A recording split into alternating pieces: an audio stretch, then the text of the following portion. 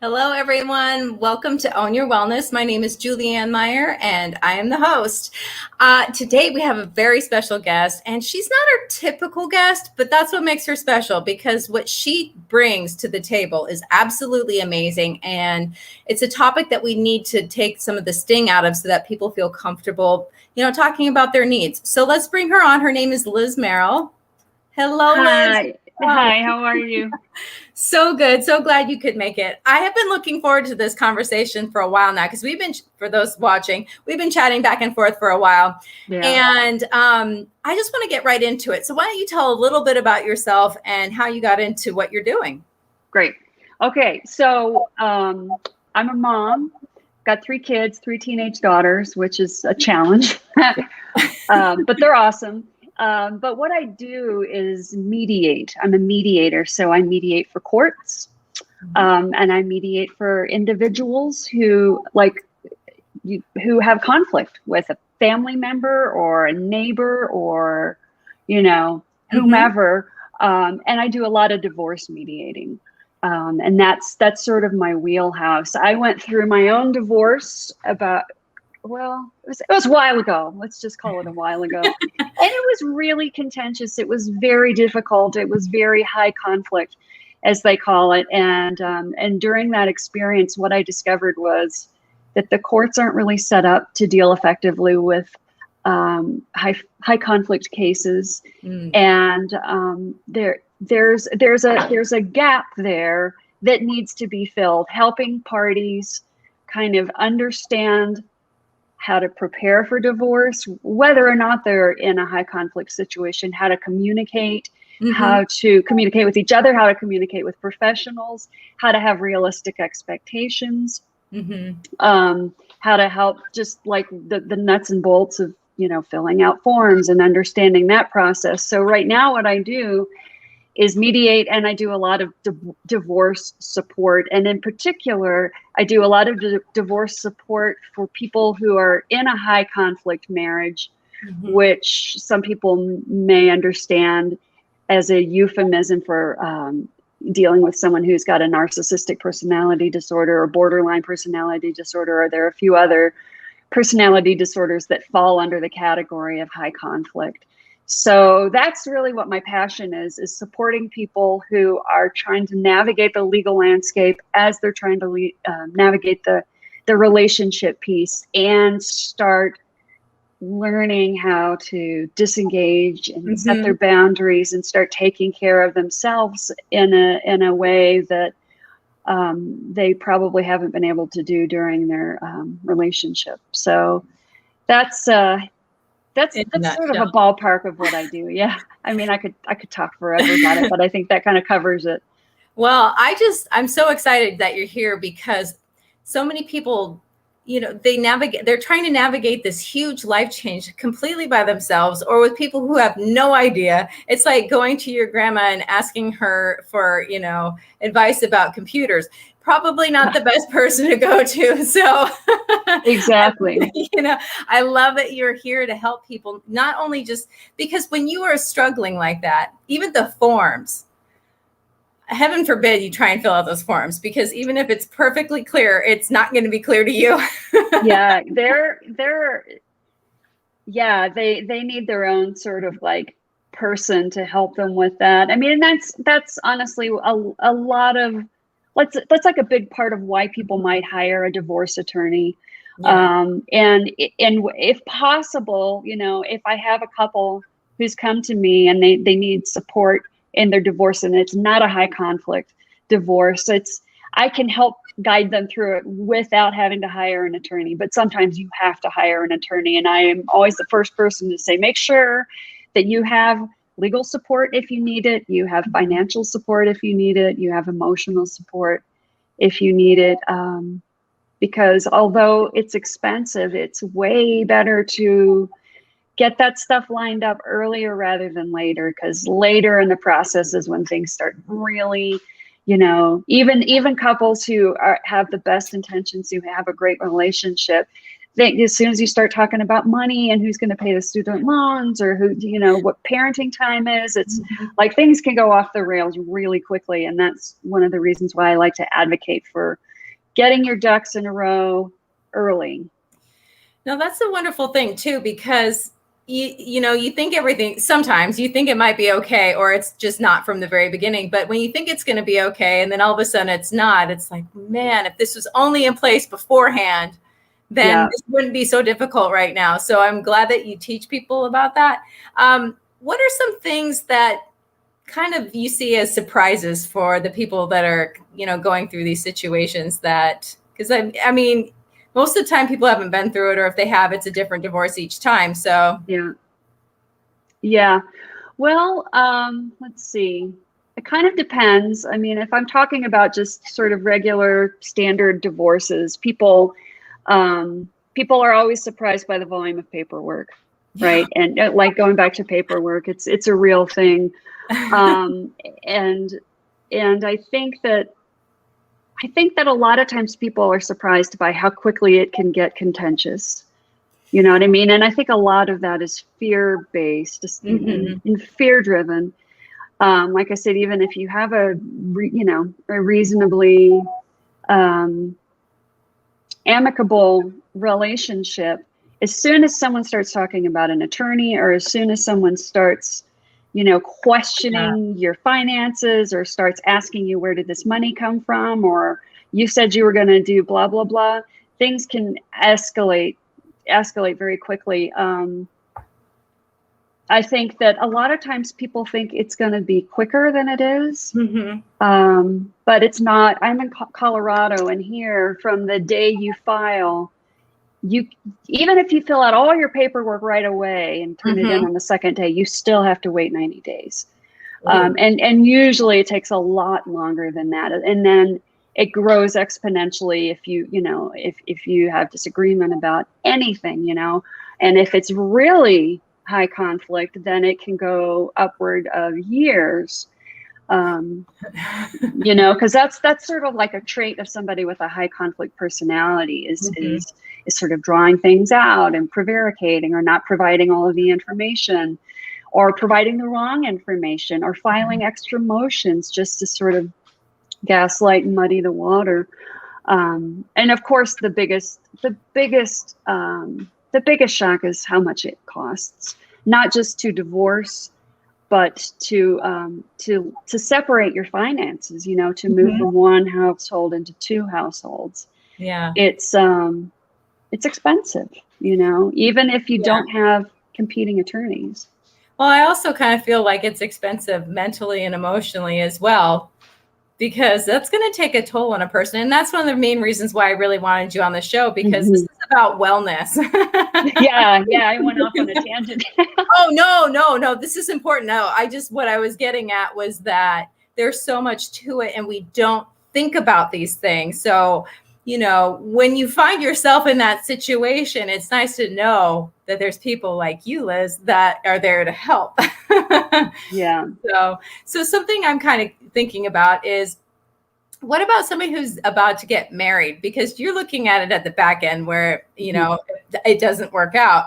And the statistics, I mean, I don't necessarily go by stats, but they aren't so great, especially in the United States. What would your recommendation be about like a prenup or anything along those lines? Because when you're happy and in love, you can't even imagine it ending. Yeah, and that's especially true. And I keep going back to this just because I'm doing a lot of work on it right now.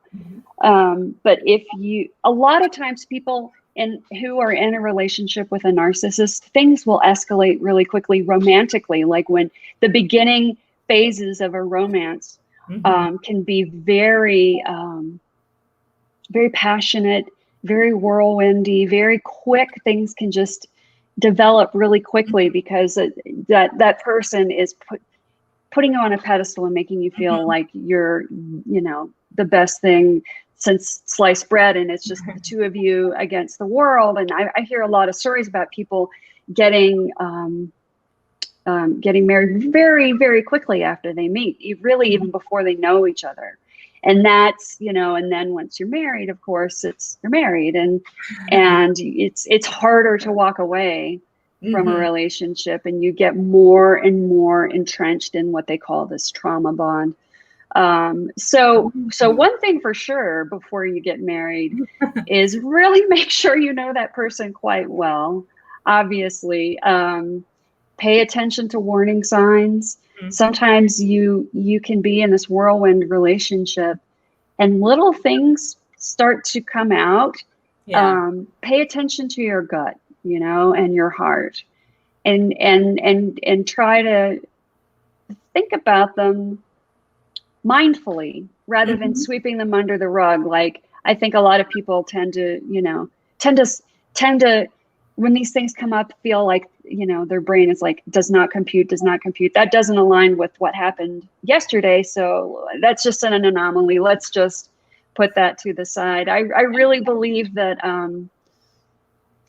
I really believe now in my ripe old age more than ever that your body knows more than you think, and paying attention to what it's telling you. And to that end, I when I was younger, I had a really hard time with mindfulness, and meditating and things like that, and paying attention to the way my body was reacting to emotions, right? That's so critical. And I work on that now, and I work with clients on that, because if you were able to sort of step back a little bit and disengage and sort of feel how you're feeling, that can inform your brain, like your thinking cognitive brain, and it's real, right? So that's a really big piece, I think, to look at before you even think about getting married, is making sure that there's alignment, in your gut, your heart, and your brain before you jump into anything. As far as prenups go, I don't know. I cannot advise on that. That would have to be a conversation with an attorney, I guess. But communication is the other huge piece that that you can work on. Like I have been in counseling forever, you know what I mean? But they don't necessarily, even if you're in couples counseling, always help you with the communication piece and how you express your concern, how you take feedback, how you deal with conflict. Because I think that a lot of times, if you're in the throes of a romantic relationship, a lot of us, especially as women, tend to bury, things that feel uncomfortable or shy away from conflict. And I certainly did that. And that can really, really, really backfire on you, because it starts ingraining these habits and behaviors in a relationship. So learning really, even very simple communication techniques before you get married, while you're married, even as you're divorcing, can be so helpful. And it doesn't have to be like reading a bunch of books on it. It can be very simple. And as soon as you start practicing, that becomes sort of muscle memory. Exactly. So you're saying that people can find that information through books, and is that something that you teach as well, or? Yeah, absolutely. I do workshops on this. I have resources on my website. I have PDFs I can send people, and when I coach people, or when I'm working in mediation, that's one of the things that I think people walk away from feeling empowered by. Do you know what I mean? It's just like simple things that you can remember, that you can employ even in the heat of the moment, even when things are starting to feel like hot. It's and again, it's a lot of practice, a lot of things. Well, and then also, like you said, the sooner you start, the more it becomes muscle memory. So then when conflict does arise, you've already got that in your toolbox. So you're already good to go as far as that's concerned, especially if you're going through a divorce. If you already have these things sort of set, then it makes it a little less painful, because you can walk through it easier. At least you have the skills for it. Yeah, that's right. And as I there's a quote, I think, as the marriage goes, so goes the divorce. Ah, And I think that is true in the communication piece. If you've had communication problems during your marriage, it's not going to get better as you're going through divorce. It's going to get worse. And so it's one of those, it's a life skill, whether you're, yes. talking about your partner, your kids, your coworker. Conflict resolution is, of course, the core of what mediation is. Yeah, I mean, to me, it seems like, so actually, I would love for you to explain for the audience too, what is the difference between what you do and what a lawyer does? I mean, besides like the legalness of it, what's the difference? Sure. That's a great question. And I get it a lot. And it can be confusing because there are attorney mediators. There are people who are trained as attorneys and then decide they also want to get training as a mediator. But a mediator does not have to be an attorney. So the difference is that an attorney will represent a person, right? A side. They're going to advise that person. They're going to represent them. They're going to go to bat for them. A mediator, and they're going to advise them. They're going to give them legal advice. A mediator is a neutral third party who works for the parties that are in conflict. So it's a little bit like a therapist, but it's more pinpointed. It's more about resolving the issues right there at hand. So when I mediate for the courts, I will get paperwork from the court that spells out exactly what we're there to resolve. And the trick there, of course, is that a lot of times the contract or the agreement is not about that. It's about something underneath it. Yeah. And so you really have to be able to sort of help the parties discern what that amount of money represents, what that boundary represents. Yeah. And that's again goes back to communication, and it goes back to listening.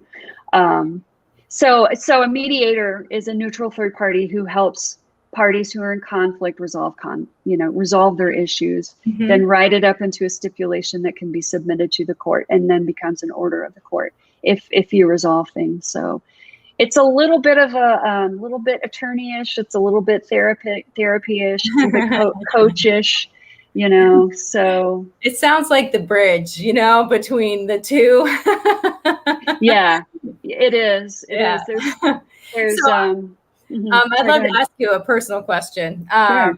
And I've never really done this before, but so I'm curious, since you have these skills, has it affected your life in a positive way? Or sometimes can it be like, I know that if you're a therapist, don't treat me like I'm your client, that kind of a thing. I'm wondering how that is for you, if you run into that a little bit, especially with teenage girls. It does. They see through all my tricks. They know. Do you know what I mean? Like, they're teenage girls, so they get into arguments a lot, and of course. and I usually kind of try to sit on the sidelines and not get involved, because usually that just ends up making it worse. But sometimes I'll try to like coach them a little bit, and I have to really couch it in a way that doesn't seem like I'm intervening as a mediator, because they will be like, "Mom, don't mediate this. Don't pull out your mediation hat and put it on. We don't need this. We know how to do this." So yeah. So and teenagers can see through grown-ups pretty well, and it is very helpful. I mean, all of the skills that I've learned are extremely helpful. They're helpful in my relationship with my partner. They're helpful in helping, for example, my parents and my sister, because sometimes there's conflict there, and they're a little less jaded, ironically, than my younger kids are,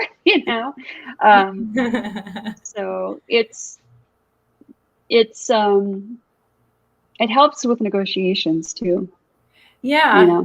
I'm just curious too if you would be pulled into, or if maybe there's just certain people that do this, and this, because I know what your wheelhouse is, but if somebody's trying to do like a big financial deal or something like that, and they can't get along or they can't come to an agreement, but they both want something. So is that a time that a mediator would come in? For Yeah. sure. I mean, a huge amount of what mediation involves is finances and Seems to be. talking about money and, go and interestingly, like going back to your topic of wellness, Mhm. it often on the surface seems like money doesn't really have anything to do with wellness, but it's entirely to do with our emotions and our Yeah. sense of safety and fear. So, even something as simple as sitting down to, write a check can Mhm. really bring up a lot of feelings, physical feelings Mhm. and emotional feelings. And so I know that there are people out there who are money coaches to help address those feelings, because they can cause the biggest battles that we've seen in our world, really, right? Exactly. Is Yeah, exactly. anxiety around money. Well, that too. And when you hold on to those feelings and those thoughts, you can literally make yourself sick. So, people try and compartmentalize all these different things, but it's all part of your wellness. If it's in your life, it's part of your wellness. Even the TV shows that you watch, if you watch TV, that's all a part of how well you're functioning or your body is going to respond. And a lot comes in too is through subconsciously. So we're not even aware of what we're picking up. So I love that you brought that up about money, because, I mean, what's that saying? There's a saying, you sure you don't need money, but next to breathing, it's pretty important. It's something along those lines. Yeah, yeah, exactly. And we all have our money stories. We all have, in our family of origins, Yeah. ideas about money that we've been taught, that we've internalized, and that we carry with us. And like you say, a lot of it's on this subconscious level, Yeah. and it affects the way we feel about ourselves and It how does. we How how many? we relate to the world. Yeah. No, I love that you said it affects the way we feel about ourselves. A lot of people be like, no, it doesn't. And my thought is how many times have you felt like you needed to give money because somebody asked for it, or you're going around and everybody else gave, let's say $100, and now you feel like you want to fit in. So, you need to give the $100 or whatever it is as well. So yeah, in order to feel good about yourself, Yeah, it's down yeah, to, even, if you go to the grocery store and you pay with a credit card, do you want to round up? yeah, yeah, yeah, totally, I know a lot of totally. people that are affected by that. That's interesting. Yeah, it's a real thing. Our relationship to money. And I also think that, like, especially in this country, it's very taboo to talk about. It Do you know what I is. mean? You Yeah. don't go around going, "Hey, what's your salary?" or "How much do you have in your 401k?" Or, I mean, you don't do that. And No. And if you do, and I've been asked that multiple times, I'm like, yeah, tell right. us It's about your rude, isn't business. it? It's rude. But just it's we don't talk about money, and this is a little bit off topic, I guess, maybe, but it because it does touch so many things. Mhm. And I think that definitely is a huge part of divorce, and it's a huge part for women, Mhm. because I think a lot of women, and I'm not trying to generalize, but I think a lot of women are um, subconsciously and sometimes consciously raised still to feel like money's hard for us to understand. And if you Mhm. get married, the husband might take care of that, and he might do the bills, and it's hard for you to understand. And a lot of, it's obviously not ubiquitous, but it's a real thing. I mean, women are not good at math and the whole 9 yards, so then when you are approaching divorce, I really, it's really important for me to make sure that women I'm talking to have a very clear sense of what their financial landscape is. And if they don't, to get clear on that by talking to a financial advisor, if they need to. Someone who knows what they're talking about, not just Aunt Betty. Yeah, exactly. Because this is one of the most, financially significant things that a person will go through. Yeah. Right. And you don't want to shoot yourself in the foot by being uneducated. And there are ways that you can go out and get educated, and there are people that you can talk to that will help you. Yeah. And it's, it's, again, it goes back to power and self-worth. And so I have to say something really quick. I just said Aunt Betty, and if my Aunt Jeannie is watching, her first name is Betty, and she's one of the top PAs in the entire United States. So anyway, on that note, we do have to go to commercial break. So we'll be right back after just 1 second. We'll be right back. Oops, I just cut her off by accident. Anyway, I'm enjoying this conversation. When we get back, we're going to talk a little bit more about her wheelhouse, narcissistic personalities, and all that stuff, and what to look for, that kind of thing, and how to navigate those kinds of relationships. And so for those of you who are watching us live, hello, thank you so much. You are so appreciated, as always. But as I mentioned, we do need to go to commercial break, so we'll be right back after these messages. When drug or alcohol addiction take over, things begin to disappear. Your friends, your family, and eventually, you. Recommended by Dr. Phil, New Method Wellness can help get your life back with individualized treatment plans for dual diagnosis clients. New Method Wellness provides the most highly credentialed treatment in a safe and welcome environment. Call New Method Wellness for your free consultation and ask about our national accreditations. Together, we can put the pieces back together.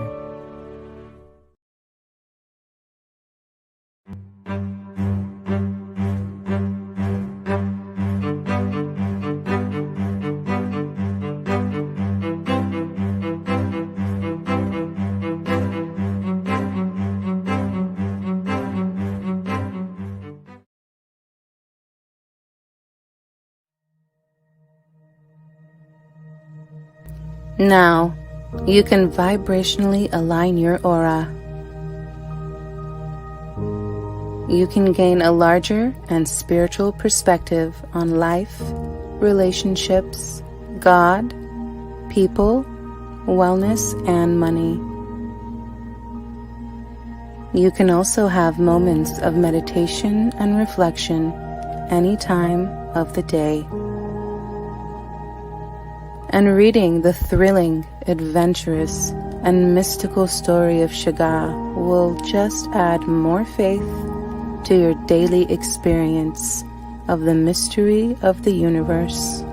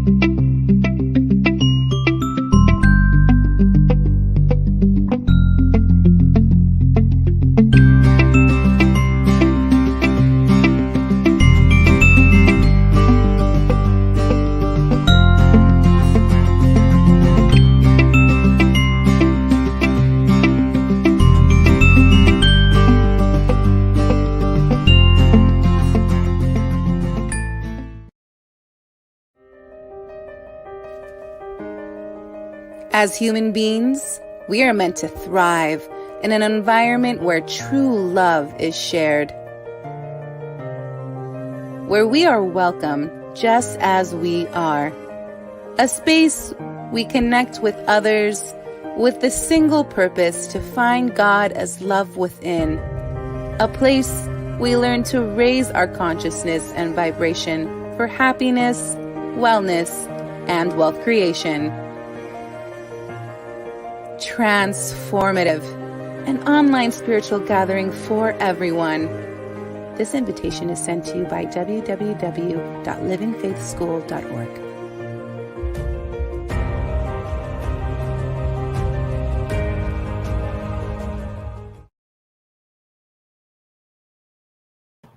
Welcome back, everyone. My name is Julianne Meyer, and I am the host of Own Your Wellness. And today's guest is Liz Merrill. Let's bring her back. Hi.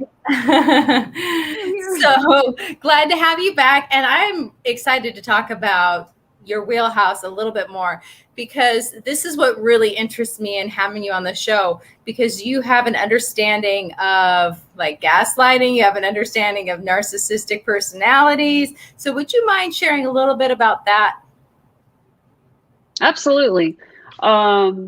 Yes, I am happy to. Big topic. It's a very, very big topic, and it's one that is gaining a lot of interest lately in particular. And the reason is because it's on the rise. Actually, a lot of studies are showing that narcissism is on the rise globally, but particularly here in this country. There's a lot of information out there, and I'm contacted by people daily who are experiencing this, or who want to know if they're experiencing it and sort of need some support in dealing with it. So narcissism is a personality disorder that's in the DSM or whatever it's called. I can never remember what it's called, but it's yeah, it's in there, and it's hard to diagnose. Right? There's a list of 9 traits, and in order to be diagnosed with that personality disorder, a person has to exhibit 5 of those traits, and they include things like, presentation of like grandiosity, lack of empathy, disregard for rules, and so it is a clinical thing that can be diagnosed. The trick is that people who are narcissists don't think they're narcissists. They don't think there's anything wrong with them. And they are not very likely to, walk into a therapist and say, I think I'm a narcissist. I'm not sure, but can you diagnose me? That doesn't happen. So there's a lot of undiagnosed narcissism out there. And if you are in a relationship with a narcissist, you probably even if you don't know what the word narcissism means, you probably know there's something going on, and those kinds of relationships and are hallmarked by things like gaslighting, like as you mentioned, and that's a word we hear a lot about. And basically, what it means is if you is the narcissist is trying to make you out to be the crazy person, is throwing things at you, whether it's a distortion of the truth or lies, or just perceptions that make you question your own reality, make you think, a typical thing is you said this and that and the other thing, and you said the opposite, and you're like, no, that's not what I said. Oh yeah, you did. And then you're like, am I crazy? Did I say that? A lot of times I hear that people who are in these relationships wish they had a tape recorder on them all the time so they could tape the conversation and go back and listen to it, or to prove to that person, like, this isn't what you said this. That's if you feel like you need to tape your arguments, that might be an indication, right, that you're in a relationship with someone who's trying to gaslight you. Another thing that narcissists can do is love bomb you. If they've really screwed around with your head and they've really started pushing you away and you look like you might be leaving, they might love bomb you back by like, oh, I'm so dumb. I know that that I screwed up, but we're soulmates, and we belong together, and you're really the only person for me. I love you more than anyone could possibly love you, and really start reeling you back in and making you feel good again. Those are two common things that happen. Another thing that can happen is just this sort of like endless word salad if you're in an argument, and it's like it just goes off the rails, and all of a sudden you're talking about other things, and you keep trying to rein it back into what you were originally talking about, but before you know it, you have no idea what's going on. All you know is that you're the bad person, they're the victim. You've done all kinds of things that you don't even remember saying or doing, and you end up like feeling like a piece of crap, and you will just do anything to make it stop and to make it better. So there's, you've heard of, everyone's heard of fight or flight. Oh yeah. Or freeze. In this case, there's another one that's fawn. Yeah, because you've also heard of the term walking on eggshells, right? Oh yeah. If you're in a relationship with somebody with this kind of personality disorder, you will do anything to avoid these kinds of conflicts. So you walk on eggshells, right? Because you arrange your face so that there's nobody can say, "What's wrong with you? Why are you mad at me? Why are you making that face at me?" You fawn, like, "Oh, can I get you anything? Yes. All right. Well, I'll do that. No, I know the kitchen is a mess. I'll go. You just are very solicitous, and you fawn, and that's a self-protection mechanism too, in the same way that fight and flight and freeze are. So I've got a question, and I used to work in addiction recovery. So I saw a lot of people with a lot of those traits, but it seems like when they start to get better, they tend to drop off. So is that something do you notice with people with addiction issues, that they tend to have those sorts of personality traits?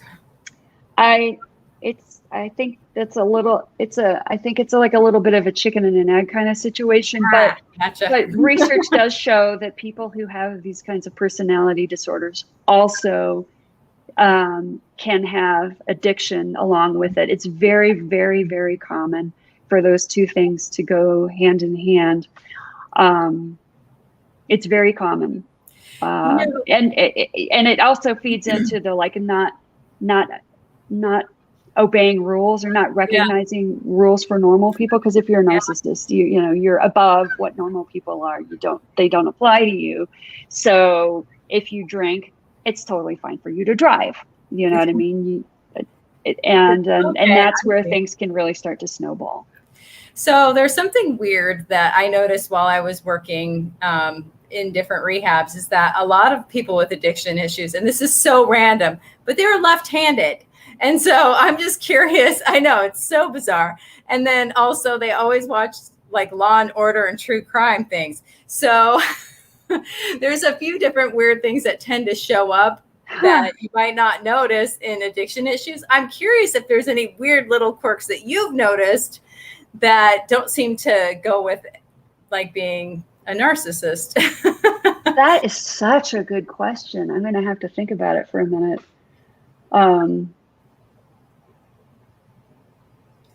Yeah. I don't know. I'm sure there are. And now that's so interesting. Now I want to go. Now you're going to start noticing. Yeah, totally. Yeah, absolutely. Yeah, there's some weird ones. So it was just kind of, the odds were in their favor that they would do certain things too. So, I mean, yeah, I'm just curious because to me, it seemed like, because a lot of, what's the other one? Borderline personality disorder. That's another one that pops up a lot with people with addiction issues. And I know that when I was working there, if I wasn't getting along well with somebody, I was like, let me go check their chart. That's what the issue was. Borderline personality disorder. Yeah, totally. So you'd mentioned a little bit about that as well. I was wondering if you could talk a little bit about what that is and what it's like to be around somebody that has that. The borderline personality disorder. Sure. So there are traits that are very, very similar in both personality disorders. You tend to see more men as narcissists and more women as borderline. Yeah. And they both stem from, I think there are therapists out there who might correct me, but I think that there's a lot of belief that they come from early childhood, from some kind of early childhood trauma. You know what I mean? Of feeling rejected or being rejected or having that behavior modeled, right? And so that you kind of internalize it. In both cases, there's a fear, like a desperate fear of rejection, right? So borderline personality disorder people are really really sensitive to rejection, like to a pathological level, and can be very very clingy and very constantly on the lookout for somebody who is like rejecting them out of hand. And their behavior is sort of designed to kind of push that away, reject it. It's very, very, very defensive behavior. I know less about borderline personality disorder than I do about narcissism, but what my understanding is that they can be so similar in their presentation that it can be hard to identify one or the other.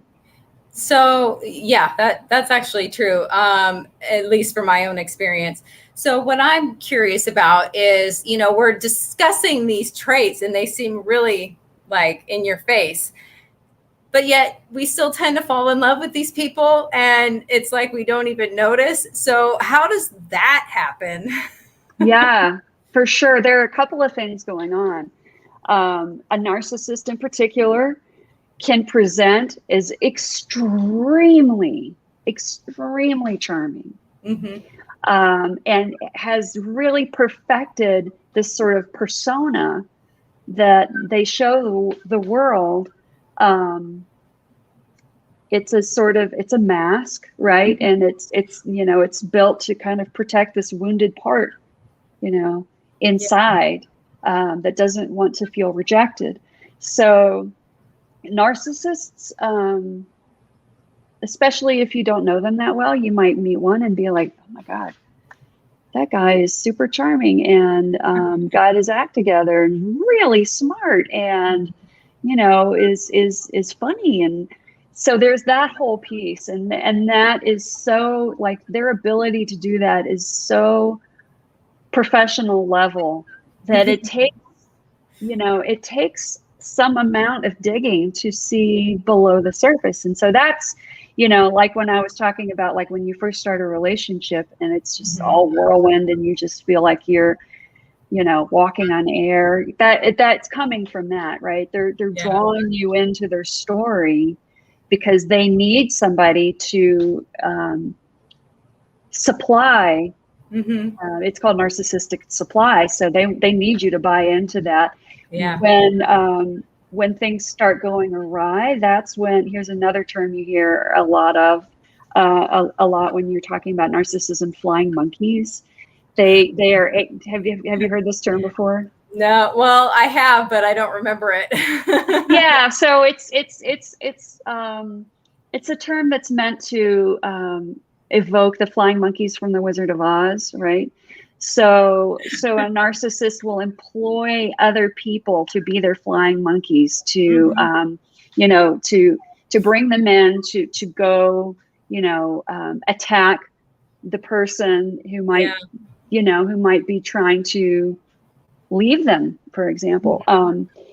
They will, and this ability to sort of bamboozle people can be very, very, very destructive in a court situation because judges and attorneys, they they don't know, they don't have the time, they don't have, they don't necessarily have the training to recognize someone coming in and presenting as very reasonable, very charming. And usually by the time you're in a divorce situation with a narcissist and the person they're in this trauma bond with, the target, that person, speaking of wellness, has lost a huge part of who they are. Yeah. They're beaten down, they're depressed. I mean, there's a lot, there are a lot of side effects to being in this kind of traumatic relationship that affect your health, your physical health, your emotional health, your mental health.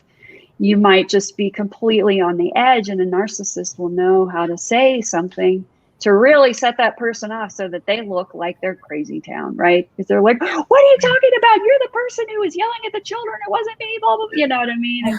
And that's another thing when you're in a relationship, you go overboard trying to defend yourself because they put you in that unstable place, where you're like, no, that's not me. I didn't do that. That's not what I said. And just like fall all over yourself.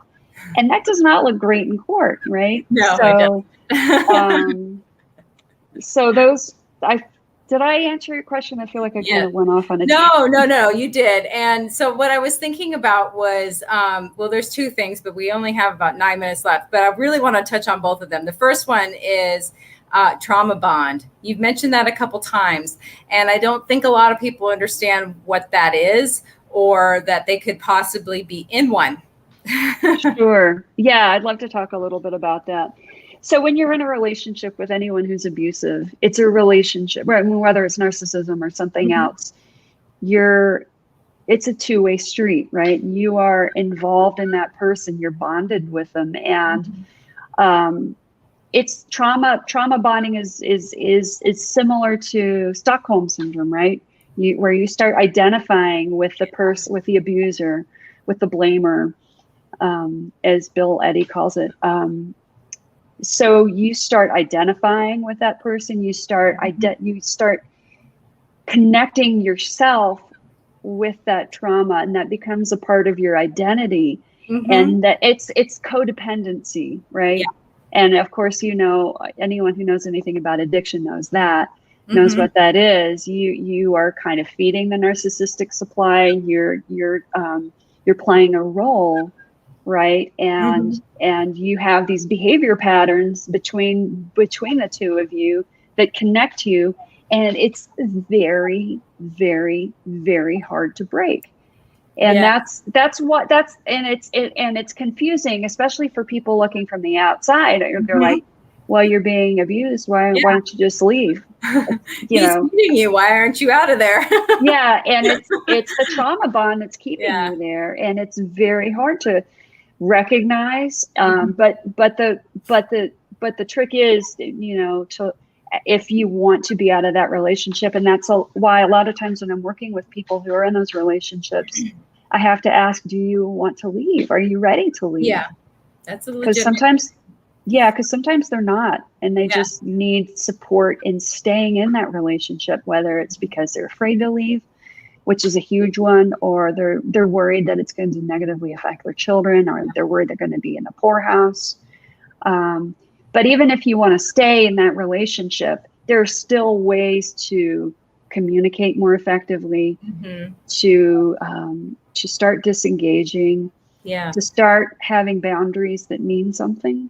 Right. Because that's a huge problem is narcissists and people with personality disorders don't care about rules, do not care about boundaries. Right. Exactly. And so they will step and push and push and push until you have no boundaries and you have no identity. Right. So these are all things that contribute to what's called this trauma bond. And an important piece of that is recognizing your role in the relationship. And that's not victim blaming. That's totally different, right? But it's like, I am a part of this relationship. Exactly. No, I love that you mentioned that's not victim blaming, because it's not. But if you can't recognize where you are, you can't leave. So, If you're not even aware of your part in things, you can't change your part. So so we're all running low on time, but you have mentioned about the support and, building a life during and after these divorces. And, because when you're going through something like that, you can't, sometimes you're just trying to put one foot in front of the other and not, just surviving. Like, it's enough to breathe that day. And absolutely. But at some point you really want to get to, okay, who am I going to be now? How's my life going to look? What is it, what's going to be the parts of it? And don't you help people with that a little bit, or?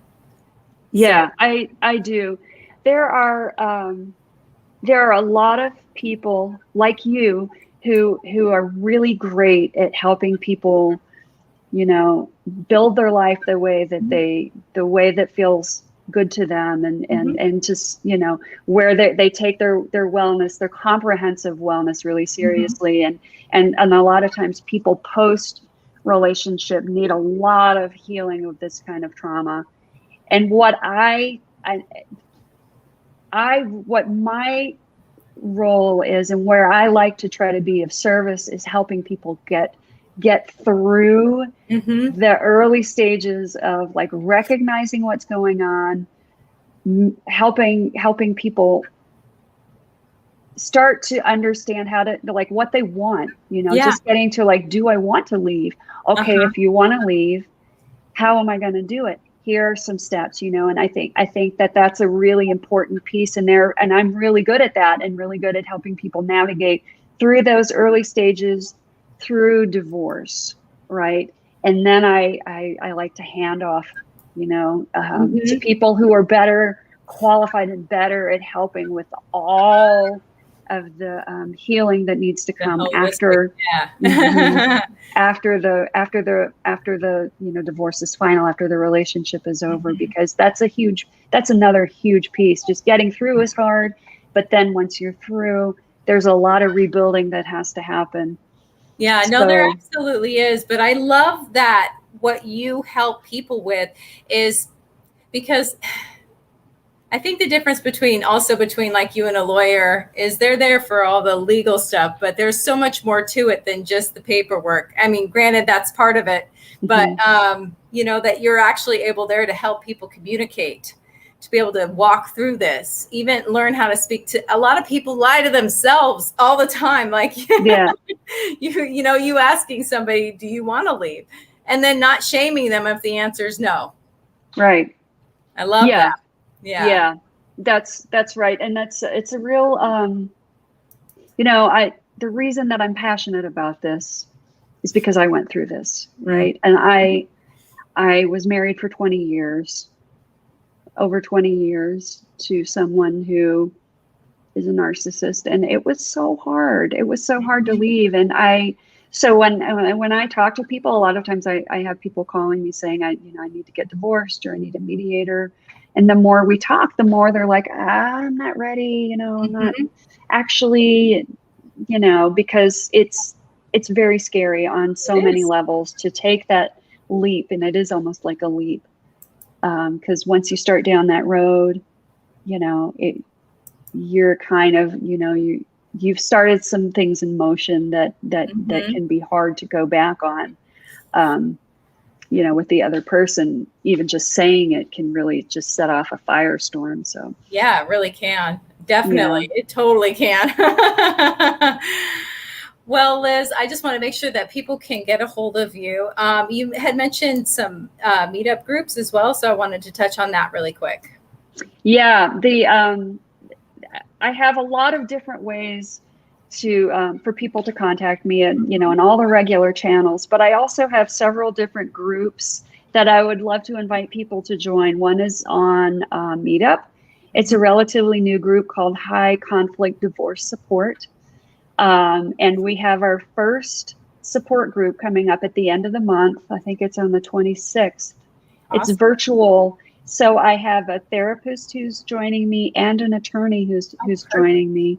And we're going to be having other professionals come in every time. because there's a huge need for that kind of support, right? And there's not a lot out there in terms of support groups. And so that's one place where people can come and find support. I also do a monthly group, a monthly workshop called Surviving a Narcissist, and that's on Eventbrite. And it's also on my website and, my social media channels, and that's free. And that's just information about it, and give some communication tips and talk about, realistic expectations and explaining the trauma bond. I love that. So, yeah. Well, thank you so much, Liz, for being on the show. It has been such a pleasure getting to know you and picking your brain, because not a lot of people have this kind of knowledge. So definitely appreciate you being here today.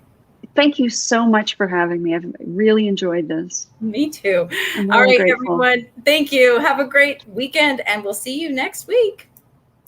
Bye.